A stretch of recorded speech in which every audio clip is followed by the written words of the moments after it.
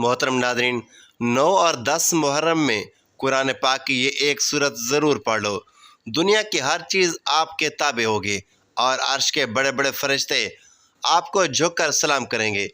ये सूरत हज़रत इमाम हुसैन रज़ी अल्लाह तआला अन्हु की लाडली सूरत है और आप उसे बहुत ही ज़्यादा पढ़ते थे। वो सूरत ये है, बिस्मिल्लाहिर्रहमानिर्रहीम। नाज़रीन कराम, जैसा कि हम सब लोग जानते हैं कि मुहर्रम अल हराम का बाबरकत महीना चल रहा है और मुहर्रम अल हराम की बाबरकत रातों में जो दिल अल्लाह तबारक व तआला के करीब हो जाए तो फिर वो ज़िंदगी के हर मैदान में बुलंद हो जाता है। यह वो बाबरकत सूरत मुबारक है कि जिसे हज़रत इमाम हुसैन रज़ी अल्लाह तआला अन्हु ने बार बार पढ़ा था। यह सूरत हज़रत इमाम हुसैन रज़ी अल्लाह तआला अन्हु को बेहद पसंद थी। अगर कुरान करीम की ये बाबरकत सूरत मुहर्रम अल हराम की बाबरकत रातों में पढ़ ली जाए तो किस्मत चमक उठती है। ये वो सूरत है कि जिसके लफ्ज़ों में वो नूर है कि जो गमों को रहमत बना देते हैं। नाज़रीन कराम, जान लीजिए कि ये सूरत मुबारक कोई आम सूरत नहीं है।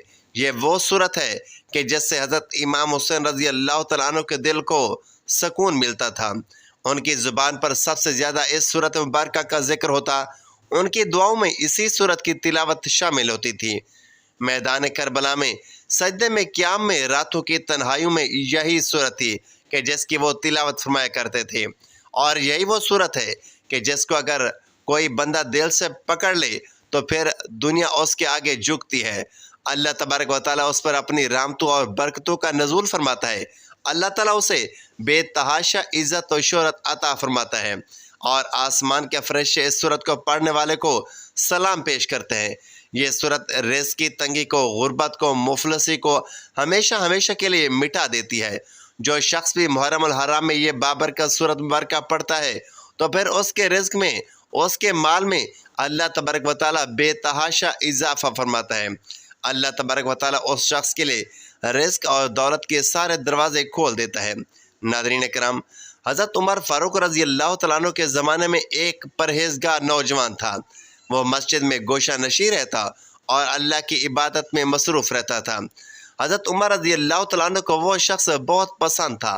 उस जवान का बाप ज़िंदा था और वह शख्स इशा की नमाज के बाद अपने बूढ़े बाप से मिलने जाया करता था। रास्ते में एक औरत का मकान था।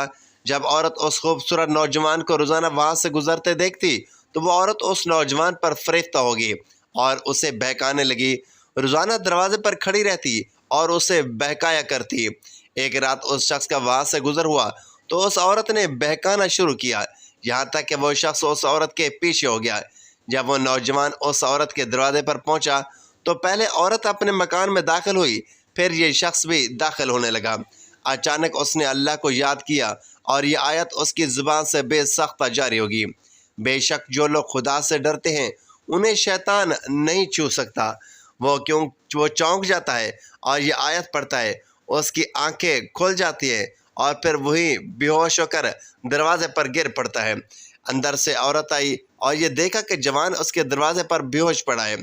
उसके अपने ऊपर इल्ज़ाम आने का अंदेशा था। चुनांचे उसने अपनी एक लौंडे की मदद से उस नौजवान को वहाँ से उठाकर दरवाजे के बाहर फेंक दिया। उधर बूढ़ा बाप अपने लड़के की आमद का मुंतज़िर था। जब बहुत देर तक उसका बेटा ना आया तो उसकी तलाश में घर से निकला। देखा कि दरवाजे पर बेटा बेहोश पड़ा है। बूढ़े ने अपने घर वालों को बुलाया, उसको उठाकर अपने घर के अंदर ले गए। रात को जवान होश में आया। बाप ने पूछा, बेटा तुझे क्या हो गया था? उसने जवाब दिया, बाबा खैरियत है, कुछ नहीं हुआ। बाबा ने वाक़े की हकीकत दरियाफ्त की तो उसने पूरा वाक़या बयान किया। फिर बाबा ने पूछा, वो कौन सी आयत थी जो तूने पढ़ी? यह सुनकर बेटे ने आयत पढ़कर सुनाई और फिर बेहोश होकर गिर पड़ा। उसको हिलाया गया तो मालूम हुआ कि वो मर चुका है। चुनांचे रात ही को दफन कर दिया गया। जब सुबह हुई तो हज़रत उमर फ़ारूक रज़ी अल्लाह तआला अन्हु को उस नौजवान के इंतकाल की खबर मिली तो मरहूम के बूढ़े बाप के पास उसकी ताज़ियत के लिए गए। ताज़ियत के बाद शिकायत की कि मुझे खबर क्यों न दी। उसने कहा, है अमीरुल मोमिनीन, रात होने की वजह से इतला ना दे सके। हज़रत उमर फ़ारूक ने फरमाया, मुझे उसकी कब्र पर ले चलो। कब्र पर जाकर फरमाया, ऐ शख्स, इस शख्स के लिए जो खुदा से डरता है 2 बाग हैं। उस शख्स ने कब्र के अंदर से जवाब दिया, ऐ उमर, मुझे 2 जन्नतें दे दी गई हैं। सुबहान अल्लाह। ناظرین کرام، شواہد النبوہ میں باب العلم شیر خدا حضرت علی رضی اللہ تعالیٰ عنہ کی کرامت اور معراج علم کا واقعہ کچھ یوں بیان کیا گیا ہے، اور یہ ناقابل یقین واقعہ حضرت سیدنا علی مرتضیٰ رضی اللہ تعالیٰ عنہ کے دور خلافت سے ثابت ہے۔ امیر المومنین حضرت علی رضی اللہ تعالیٰ عنہ کے دور خلافت سے کچھ دور ایک مسجد کے پہلو میں دو میاں بیوی رات بھر جھگڑا کرتے رہے۔ صبح کو امیر المومنین حضرت علی رضی اللہ تعالیٰ عنہ نے دونوں کو بلا کر جھگڑے کا سبب دریافت کیا تو شوہر نے عرض کیا، اے امیر المومنین، میں کیا کروں؟ نکاح کے بعد مجھے اس عورت سے بے انتہا نفرت ہو گئی ہے۔ میرا رویہ دیکھ کر بیوی مجھ سے جھگڑا کرنے لگی، پھر بات بڑھنے لگی اور رات بھر لڑائی ہوتی رہی۔ امیر المومنین حضرت علی رضی اللہ تعالیٰ عنہ نے تمام حاضرین دربار کو باہر نکال دیا اور عرب سے فرمایا، میں تو اس سے سوال کروں، اس کا آپ نے سچ سچ جواب دینا ہے۔ پھر آپ رضی اللہ تعالیٰ عنہ نے فرمایا، اے عورت، تیرا نام یہ ہے، تیرے باپ کا نام یہ ہے۔ عورت حیران ہوئی کہ امیر المومنین حضرت علی کو یہ سب کیسے معلوم ہوا، حالانکہ اس نے بتایا بھی نہیں۔ بولی، بالکل ٹھیک آپ نے بتایا ہے۔ پھر آپ نے فرمایا، اے عورت، تو یاد کر کہ تو زناکاری سے حاملہ ہو گئی تھی، اور ایک مدت تک تو اور تیری ماں اس حمل کو چھپاتی رہی۔ جب درد زا شروع ہوا تو تیرے ماں تجھے اس گھر سے باہر لے گئی۔ جب بچہ پیدا ہوا تو اس کو ایک کپڑے میں لپیٹ کر تجھے میدان میں ڈال دیا گیا۔ اتفاق سے ایک کتا اس بچے کے پاس آیا، تیری ماں نے اس کتے کو پتھر مارا، لیکن وہ پتھر بچے کو لگا اور اس کا سر پھٹ گیا۔ تیری ماں کو بچے پر ترس آیا اور اس نے بچے کے زخم پر پٹی باندھ دی۔ پھر تم دونوں وہاں سے بھاگ کر ہوئیں۔ اس کے بعد اس بچے کی تم دونوں کو کچھ بھی خبر نہ ملی۔ کیا یہ واقعہ سچ ہے؟ عورت نے کہا، ہاں اے امیر المومنین رضی اللہ تعالیٰ عنہ، یہ پورا واقعہ حرف بہ حرف صحیح ہے۔ آپ رضی اللہ تعالیٰ عنہ نے فرمایا، اے مرد، تو اپنا سر کھول کر اس کو دکھا دے۔ مرد نے سر کھولا تو اس زخم کا نشان موجود تھا۔ اس کے بعد امیر المومنین حضرت علی رضی اللہ تعالیٰ عنہ نے فرمایا، اے عورت، یہ مرد تیرا شوہر نہیں ہے، بلکہ تیرا وہی بیٹا ہے جسے تو پھینک کر چلی گئی تھی۔ تم دونوں اللہ کا شکر ادا کرو کہ اس نے تم دونوں کو حرام کاری سے بچا لیا۔ اب تو اپنے اس بیٹے کو لے کر اپنے گھر چلی جا۔ ناظرین، جو بھی لڑکا یا لڑکی ناجائز تعلقات قائم کرتے ہیں یا غیر شرعی دوستیاں یا محبت کرتے ہیں تو اپنے اس برے فعل کو چھپانے کی حتی الامکان کوشش کرتے ہیں۔ وہ چاہتے ہیں کہ والدین ان کے کاموں سے بے خبر ہیں، حالانکہ وہ یہ بھی جانتے ہیں کہ اللہ ان کے ہر فعل سے باخبر ہے، پھر بھی ان کے دل میں اللہ کا خوف پیدا نہیں ہوتا۔ ایسا کیوں؟ کیونکہ والدین میں بچپن سے ہی ان کے دل و دماغ میں اللہ کے خوف کے بجائے اپنا خوف پیدا کیا، اپنا دبدبہ پیدا کیا، سزا کا ہی ڈر بٹھایا۔ اس لیے آج وہ اللہ سے بے پرواہ ہو کر والدین سے چھپ کر گناہوں کا ارتکاب کرتے ہیں۔ اور ایسے بھی والدین ہیں جنہوں نے اپنی اولاد کی تربیت خوف خدا پر کی تو ان کی اولادوں نے ہمیشہ برائی سے اپنے آپ کو باز رکھا اور ہمیشہ اللہ کی بڑائی کو سامنے رکھ کر ہر قسم کی برائی سے محفوظ رہے۔ اس ویڈیو میں پیش کیے گئے دونوں واقعات سے ثابت ہے کہ جو لوگ اللہ کے خوف سے ڈر جاتے ہیں وہ زنا کو خوف خدا کے باعث حرام اور کبیرہ گناہ سے اپنے آپ کو محفوظ رکھ پاتے ہیں، اور اللہ کے ہاں انہیں دو جنتیں عطا کی جاتی ہیں۔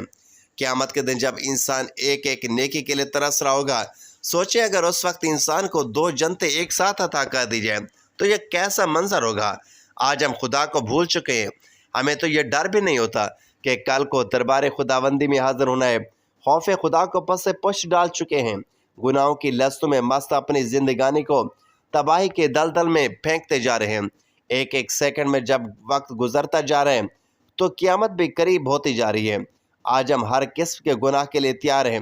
روز بروز گناہوں میں اضافہ کر کے کندھوں پر موجود دو فرشتوں میں دائیں فرشتوں کو خوب دغا دیتے ہیں۔ ان تمام گناہوں سے دور رہنے کی تجویز کیا ہوگی کہ اگر ہم ہر وقت یہ دھیان رکھیں کہ اللہ ہمیں دیکھ رہا ہے اور اللہ ہر چیز پر قادر ہے، اور اس پر بھی قادر ہے کہ زمین کو جو حکم کرے کہ فلاں چیز کو نگل لو تو ہمارا کیا حال ہوگا۔ اگر یہ سوچیں، فکر بن کر جائیں تو انشاءاللہ گناہوں کی نوسط سے ہاتھ دھو بیٹھیں گے۔ ناظرین کرام، جان لیجئے کہ قرآن پاک کی ایک ایسی صورت مبارکہ بھی ہے کہ جو شخص اس صورت کی تلاوت کو اپنا معمول بنا لیتا ہے تو اسے اللہ کا قرب نصیب ہو جاتا ہے۔ اس پر بھی اور اس کے گھر پر بھی اللہ کی رحمتوں کا ایسا سایہ نمودار ہوتا ہے کہ وہ ہر طرح کی برائیوں سے محفوظ اور معمور رہتے ہیں۔ محرم الحرام میں جو شخص بھی قرآن کریم کی یہ بابرکت صورت پڑھ لیتا ہے تو عرش کے بڑے بڑے فرشتے اس شخص کو جھک کر سلام کرتے ہیں۔ اس شخص کے گھر پر اللہ تعالیٰ کی بے تحاشا رحمتیں اور برکتیں نازل ہوتی ہیں۔ یہ صورت ہر طرح کی غربت اور تنگ دستی کو مٹا دیتی ہے۔ یہ صورت پڑھنے والے کے لیے اللہ تبارک و تعالیٰ رزق اور دولت کے سارے دروازے کھول دیتا ہے۔ جو شخص بھی قرآن کریم کی یہ صورت مبارکہ پڑھتا ہے تو وہ دنیا کے ہر میدان میں کامیابی پاتا ہے۔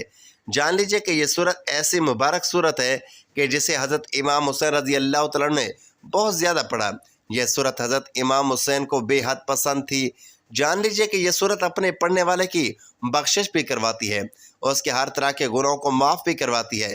جو شخص محرم الحرام میں یہ صورت مبارکہ پڑھتا ہے تو اللہ تبارک و تعالیٰ اس شخص کے تمام گناہوں کو معاف کر دیتا ہے۔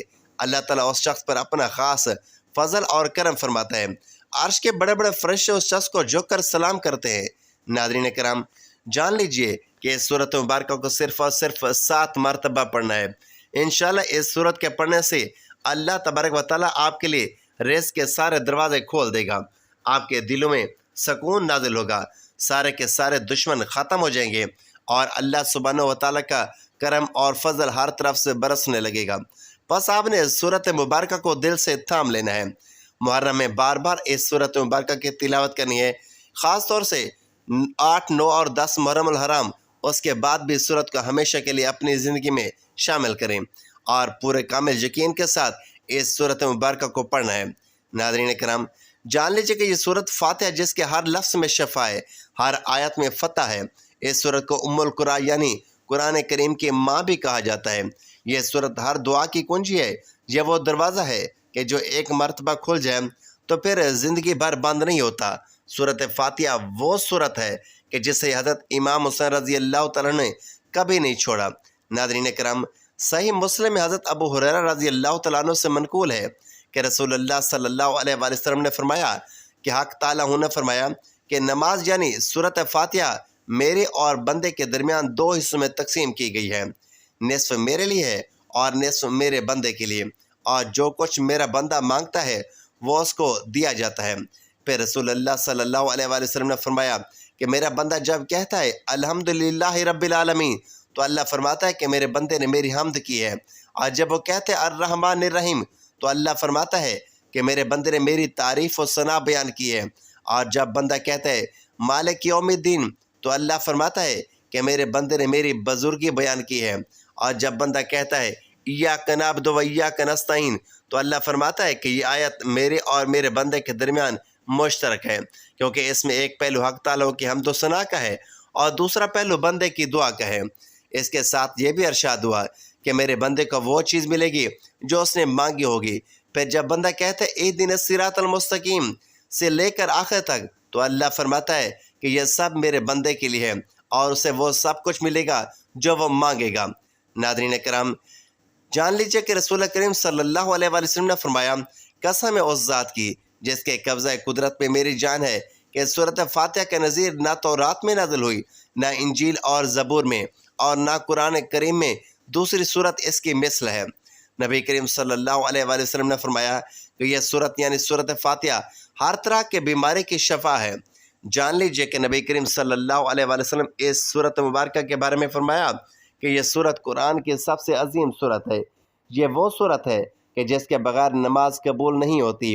اس صورت کو ہر نماز میں پڑھنا لازم ہے۔ ناظرین کرام، صورت فاتحہ کے ایک اہم ترین پیغام ہے جو یہ ہے کہ اللہ رب العزت کی تعریف اللہ تبارک و تعالیٰ کو بے حد پسند ہے۔